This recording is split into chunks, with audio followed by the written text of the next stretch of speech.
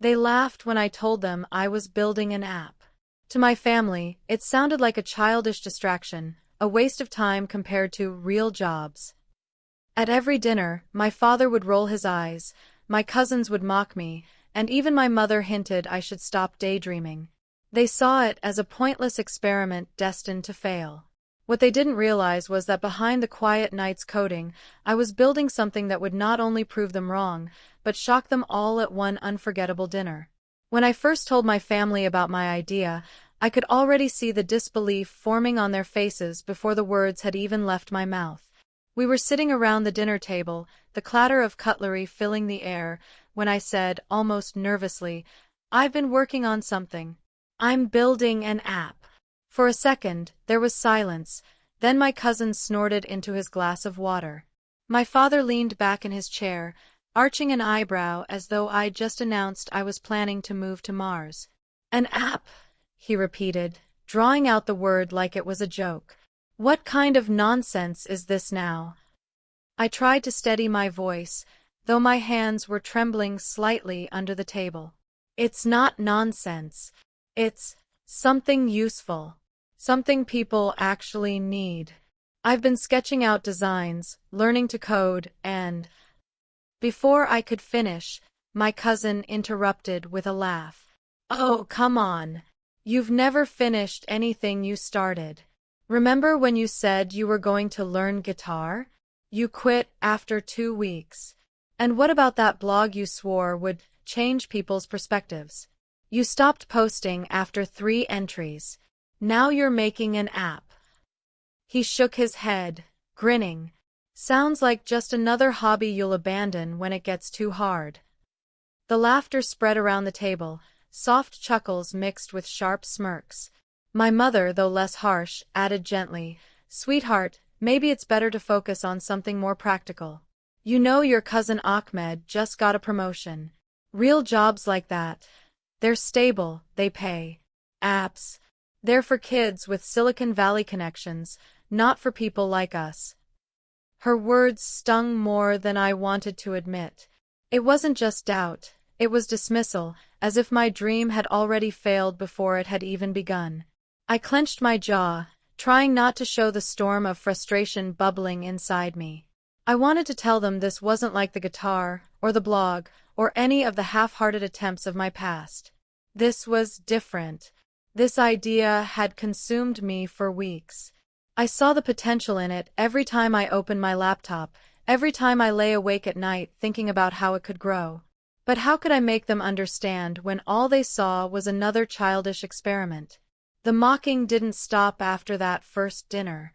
It became a routine. Every time we sat down together, someone would bring it up.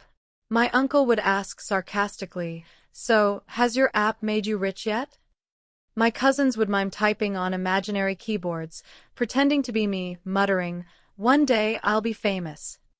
Even my father joined in, rolling his eyes whenever I excused myself early to work on code.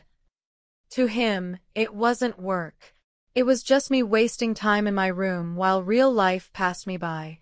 I tried to fight back at first. I tried to explain my vision, that the app wasn't meant to be some massive game changer overnight, but a small solution to an everyday problem that millions of people faced. I described how it would simplify a task so many of us struggled with, how it could save time, and how even small apps had grown into worldwide successes. But the more I spoke, the more I realized I was only fueling their laughter. To them, my words were just more proof of how naive I was. That was when the emotional conflict began to tear at me. On one hand, I couldn't shake the conviction that my idea mattered. Every fiber of my being urged me to pursue it, to keep coding, to keep learning, to keep refining. But on the other hand, there was the weight of my family's expectations pressing down on me like a suffocating blanket. They wanted me to choose a stable job, a predictable career path, something they could point to with pride at gatherings instead of shaking their heads in embarrassment. Some nights, I sat in front of my computer screen, fingers hovering over the keyboard, wondering if I was being foolish. Maybe they were right. Maybe I was chasing smoke. But then I'd picture the app in someone's hand, actually helping them, actually making life easier in some small but tangible way, and that thought reignited the fire inside me. So I made a choice. Even if they mocked me, even if every dinner ended in laughter at my expense, I would keep going. Their doubt hurt, but it also sharpened my resolve. If I ever gave up, it wouldn't just mean abandoning the app, it would mean letting their voices drown out mine. And I couldn't allow that. Not anymore. The nights were the hardest. When the rest of the house went quiet and the lights flicked off one by one, I'd still be hunched over my laptop, the glow of the screen washing over my tired face. I taught myself line by line, fumbling through tutorials, piecing together bits of code from forums where strangers spoke in a language that still felt foreign to me. Sometimes I'd stare at an error message for hours, my eyes stinging, my brain foggy, until I finally cracked it and felt the small rush of victory. Those tiny wins, one button working the way it should, one function running smoothly, felt like sparks of life in the middle of endless frustration. They were insignificant in the grand scheme of things, but to me, they were proof that progress, however slow, was still progress. But progress didn't count for much in my house. The next morning, when I dragged myself to breakfast with dark circles under my eyes, my family didn't see determination. They saw wasted energy. My father would shake his head, muttering, "Look at you. You're exhausting yourself. For nothing." My cousins would glance at my laptop whenever I brought it to the table, smirking as though it were a toy instead of a tool. My mother, though less harsh, often sighed and said, "You don't look well. Why not rest?" All this for an app no one's even asking for. Dinner became my least favorite part of the day. What should have been a chance to relax, to share food and laughter, became a stage for ridicule. Every conversation found its way back to my pointless app. My uncle would joke about investing in me with Monopoly money. One cousin would ask, "So, how many imaginary customers downloaded it today?" Another would chime in, "Maybe you should call it the waste of time app. That would be more accurate." They'd all laugh, and I'd sit there forcing a smile, stabbing at my food while heat crawled up my neck. At first, I tried to brush it off. I told myself their laughter didn't matter. But after hearing it night after night, it began to echo inside me, louder than the sound of my keyboard clicks. I started to wonder if they were right. Maybe this really was a foolish pursuit. Maybe I was pouring endless hours into a project destined for nothing. My confidence wavered with every snide remark, and doubt crept into the corners of my mind like a shadow I couldn't shake. Still, every time I thought about quitting, something pulled me back. I remembered the first message I'd received from a stranger who downloaded the early version and wrote, "Hey, this actually helped me today." That single sentence replayed in my head during the worst moments, reminding me that someone out there saw value in what I was building, even if my own family didn't. And so, I pushed forward, though it felt like dragging myself through mud. The struggle wasn't just with the code or the ridicule, it was with myself. My self-discipline was tested nightly. Some evenings I'd stare at the blinking cursor, hands frozen, asking myself why I was doing this. Why put myself through exhaustion? Why endure the constant mockery when I could just give in to the life they wanted for me? A steady job. A predictable paycheck. A future without risk. It sounded easier, safer, even smarter. But every time I considered it, a quiet rebellion stirred inside me. I didn't want easy. I wanted meaningful. So I worked in silence. I celebrated my victories alone. I learned to nod at their jokes without defending myself, saving my energy for the screen in front of me. Outwardly, I looked like the fool they believed I was. But inside, I clung to the fragile hope that one day, the world outside my dining table would see what they could not. And that hope, faint but persistent, was enough to keep my fingers typing long into the night. The first time I saw the number climb to 1,000 downloads, I nearly dropped my phone. I had refreshed the analytics page for what felt like the 100th time that day, expecting the same slow trickle of users, when suddenly the digits rolled over into 4 figures. 1,000. 1,000 people, real human beings, had chosen to install my app on their phones. My heart raced, and for the first time in weeks, the doubts that had weighed on me felt a little lighter. It wasn't just me anymore. There were people out there who believed in my idea, even if they didn't know me. I remember staring at the screen for a long time, imagining all the strangers scattered around the world, clicking on my app, opening it, using it in their daily lives. It was surreal. I wanted to run downstairs, to burst into the dining room where my family was gathered and shout, "Look, I did it! People care." But when I finally worked up the courage to share the news over dinner, the reaction was exactly what I should have expected. 1,000, my cousin repeated, smirking. That's it. Kids get more views than that on TikTok in 1 hour. My father set down his fork and gave a dismissive wave. Son, this isn't worth celebrating. 1,000 is nothing. Until it pays the bills, it's just a hobby. Don't waste your life chasing shadows. The laughter followed, as always. I tried to smile, tried to swallow the sting, but inside I was shouting. Didn't they see? Didn't they understand that 1,000 was the beginning of something bigger? It wasn't nothing. It was proof that the world outside this house was listening, even if my own family wasn't. So I kept going. I ignored the noise and threw myself deeper into the work. I refined features, fixed bugs, and polished every corner of the app until it felt smoother, faster, more reliable. And then, the numbers began to grow again. 10,000 downloads. 10,000 people who had trusted me enough to put my creation in their pockets. Each time the counter climbed higher, I felt a rush of adrenaline, a surge of motivation. It wasn't just a dream anymore.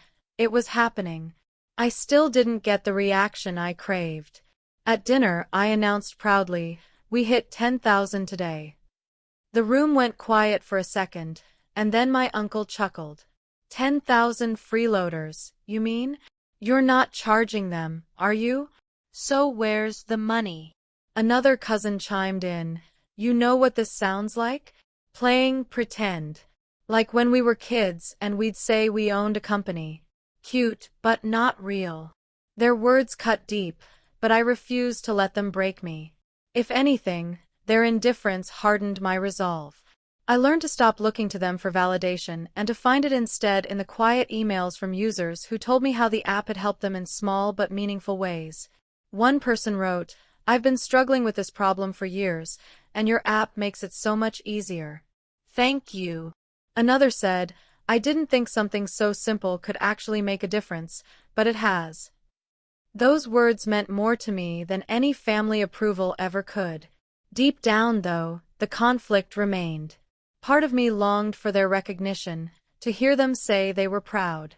Every laugh, every sarcastic comment still echoed in my chest. But another part of me began to realize that maybe I didn't need them.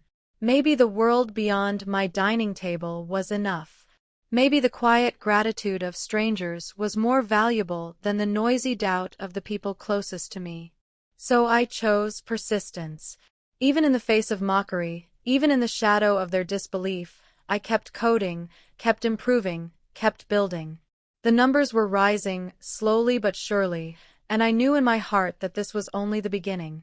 The first real storm hit me when I least expected it. By then, the app had started gaining steady momentum. More downloads every week, positive reviews trickling in, messages from users who genuinely found it useful. I was riding a fragile wave of hope, beginning to believe that maybe, just maybe, I could pull this off. But one evening, as I was monitoring the analytics, the numbers stopped climbing. At first, I thought it was a temporary hiccup. Then the error reports started flooding in. People were complaining the app was crashing every time they opened it. Some couldn't even log in. My inbox was a mess of frustrated messages. Overnight, what felt like progress turned into chaos. I stayed up for 3 nights in a row, trying desperately to fix the issue. Every time I thought I'd solved it, another problem appeared, uglier than the last. The more I patched, the more it unraveled. By the 4th night, I sat slumped over my desk, staring at lines of code that blurred together like an indecipherable language. My head pounded, my hands trembled, and I couldn't escape the thought that this was it, the end. When I finally left my room and sat down at the dinner table, exhausted and hollow, my family noticed instantly. My cousin smirked before I even opened my mouth. "What's the matter? Did your little project finally collapse?" My father shook his head, his voice heavy with a smug certainty. "I warned you. Dreams like these don't last. Reality always wins. Maybe now you'll stop wasting your time." My uncle chuckled as if the whole situation had been predictable from the start. "Didn't I tell you? Nothing good comes from playing with computers all day. It's not real work. It's just fantasy." Their words landed harder this time, because for once, I didn't have the strength to argue. They might have been right. The app was broken. The reviews were tanking. The downloads had flatlined. All those nights I'd spent pouring myself into the project, were they about to vanish into nothing? I excused myself early, pretending I wasn't hungry, and locked myself in my room, staring at the glowing screen that now felt like an enemy. For the first time, I seriously considered quitting. What was the point? I had sacrificed sleep, endured humiliation, clung to a fragile dream, and now I had nothing to show for it but a broken app and a family ready to say, "We told you so." My chest ached with the weight of failure.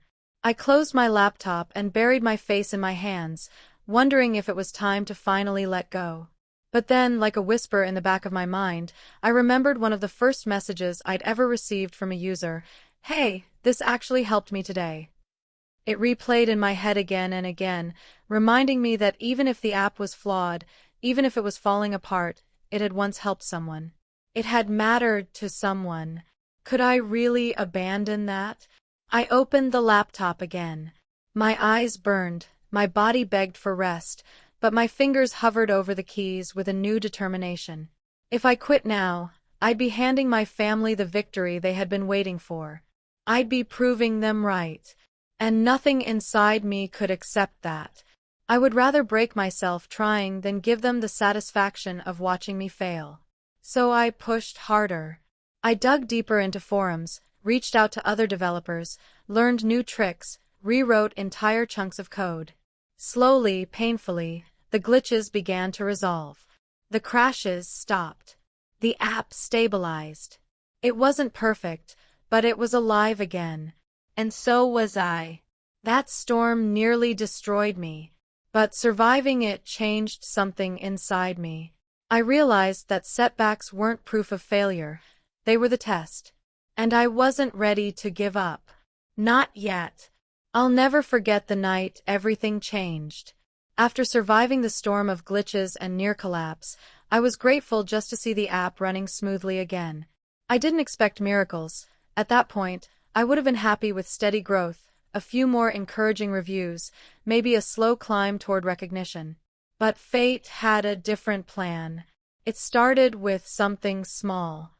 A well-known blogger in the tech space stumbled across the app and wrote a short piece about it.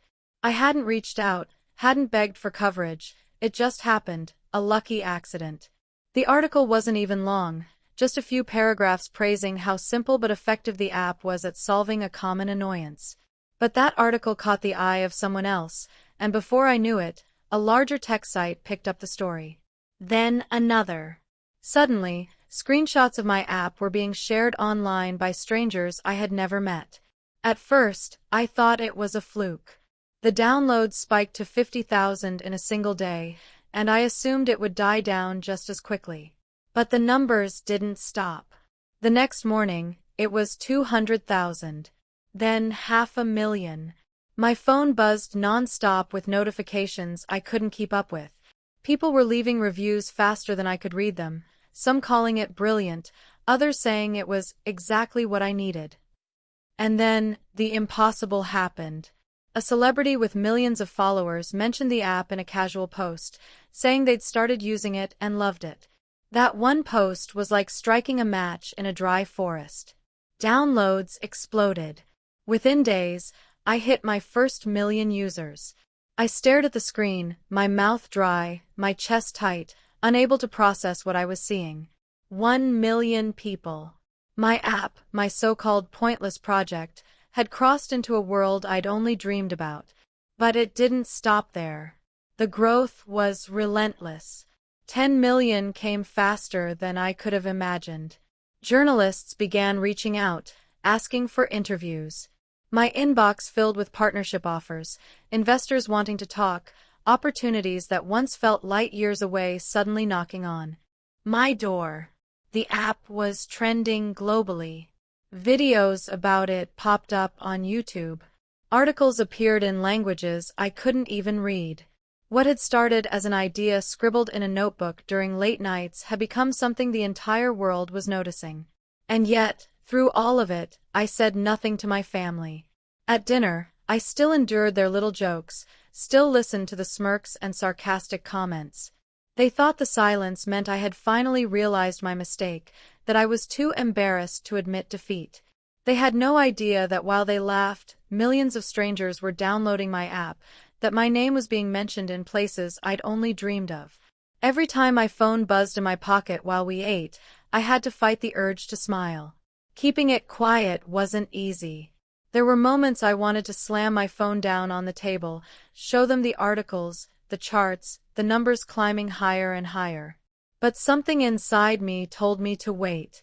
The right moment hadn't come yet. I wanted them to see it not as an argument, not as me trying to prove myself, but as undeniable truth. I wanted the reveal to be so powerful, so unshakable, that their laughter would finally die in their throats. So I kept my secret, quietly carrying the weight of millions of downloads in my pocket, knowing the day was coming when I would no longer have to explain myself. The world was already speaking for me. All I had to do was wait for the perfect moment to let them hear it too. The night of the reveal began like so many others, with the clinking of plates and the low hum of family chatter echoing around the dining table. The smells of spiced lamb and rice filled the air, and for a moment, it felt almost ordinary, until the first jab landed. "So," my father said casually, cutting into his food, "how's that little app of yours? Changed the world yet?" His tone was light, but the smirk tugging at his lips carried the weight of months of ridicule. One of my cousins leaned back in his chair, grinning. "Maybe we should start a betting pool. How long until he gives up? My guess is next month." The table erupted in laughter. My uncle raised his glass, joining in. "Come on now, don't be cruel. Maybe he'll surprise us. Or at least invent an app that finally makes him some pocket change." I sat quietly, swirling food on my plate, pretending their words didn't sting the way they always did. But inside, my phone buzzed in my pocket, a subtle vibration I almost ignored. I'd learned to tune out notifications over the last few weeks. They came too often now. But something made me pull it out this time. Maybe instinct, maybe fate. I glanced at the screen and froze. There it was, glowing back at me in sharp, undeniable numbers. 100 million downloads. For a moment, I couldn't breathe. My pulse quickened, my vision blurred as if the world had slowed to a crawl. 100 million. Not 10, not 20, not even 50. 100 million people had downloaded my app. The weight of it pressed against my chest, and I knew in that instant, this was the moment I had been waiting for. Without a word, I set my phone on the table, screen facing up. At first, no one noticed. They were too busy laughing, forks scraping against plates, conversations tumbling over each other. Then my cousin, the one who always mocked me the loudest, glanced down. His words faltered mid-sentence. "Wait, what's this?" The laughter died in his throat as he leaned closer, eyes widening. "Is that 100 million?" The others turned, curious, their faces shifting from amusement to confusion, then to disbelief. My father put down his knife, staring at the glowing screen as though it might be playing a trick on him. This can't be real," he muttered, his voice barely above a whisper. My mother covered her mouth with her hand, her eyes wide, shimmering with something I couldn't quite name. Shock, pride, maybe even guilt. My uncle, usually so quick with his jabs, sat frozen, his glass halfway to his lips, the color draining from his face. The room, once filled with laughter, fell into stunned silence. Forks clinked softly as they slipped from hands, landing against plates with dull thuds. The air grew thick, charged with disbelief. I didn't speak. I didn't need to.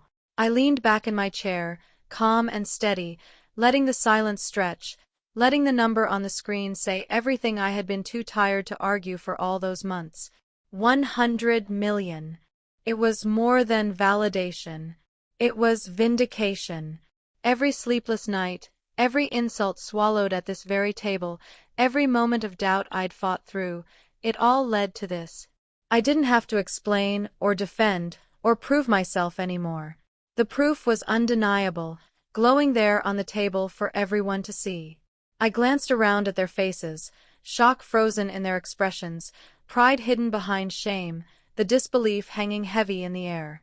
And for the first time, I felt something I had never felt at that table before. Not anger, not bitterness, not even triumph. Just peace. Quiet, unshakable peace. The app they had mocked, the dream they had dismissed, had just spoken louder than any of us ever could. That night, I didn't argue, I didn't remind them of the insults, and I didn't gloat. I simply placed my phone on the table and let the number speak louder than any defense I could ever make. For the first time, my family didn't see me as the dreamer chasing nothing. They saw me as the creator of something that touched millions. And in that silence, I learned the most powerful truth. You don't need everyone to believe in your vision, as long as you refuse to stop believing in yourself.